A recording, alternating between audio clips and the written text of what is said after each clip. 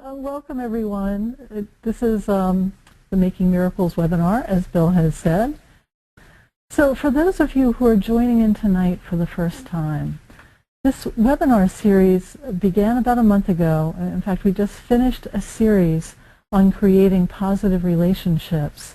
And all this month will be dedicated to a miracle experiment. And this webinar class actually is the newest incarnation of a group I've been leading in one form or another since 1987. The focus is on creating a miraculous life. And while there will be content every week, the process here is primarily experiential. The content is really about supporting us and warming us up to the more experiential parts of the evening. And the whole thing is aimed at helping us to transform our lives for the better. Already, in just the few weeks we've been meeting, people have shared a number of different miracle experiences they've had after these sessions, and I've passed a couple of them on in recent weeks. I'm a big believer in sharing our miracle stories here because faith is such a catching thing. We really lift each other up in faith as we hear each other's stories. Every week here will be something different.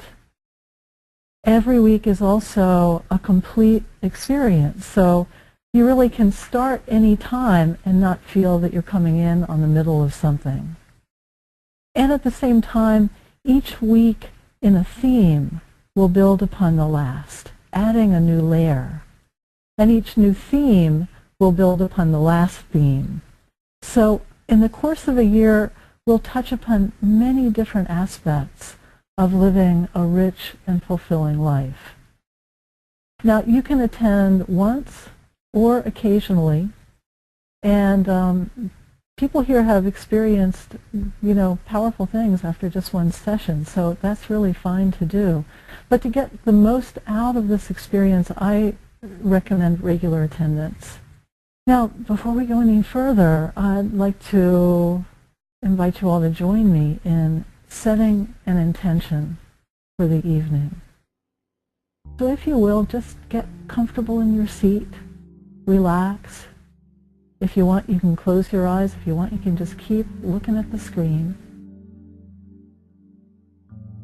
And just take a couple of deep, full breaths.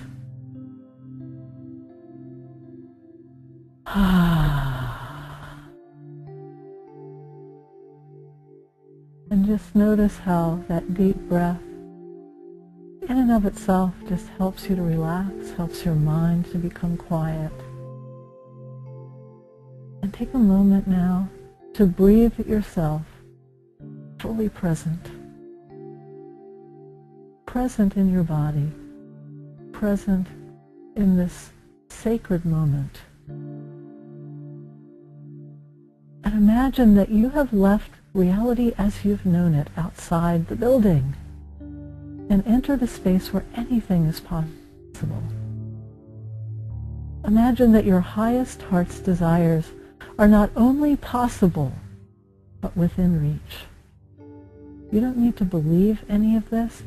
Just imagine what it would feel like if you did. Let excitement well up and anticipation grow. And hold the intention for just a moment that everyone on this webinar now experience miracles. Let your heart open in this intention. Just feel the power of all of us together. And know that when we join together with open hearts, God is with us. We become so much more.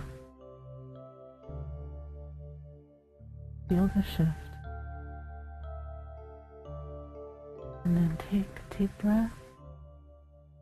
Gently, very gently bring yourself back.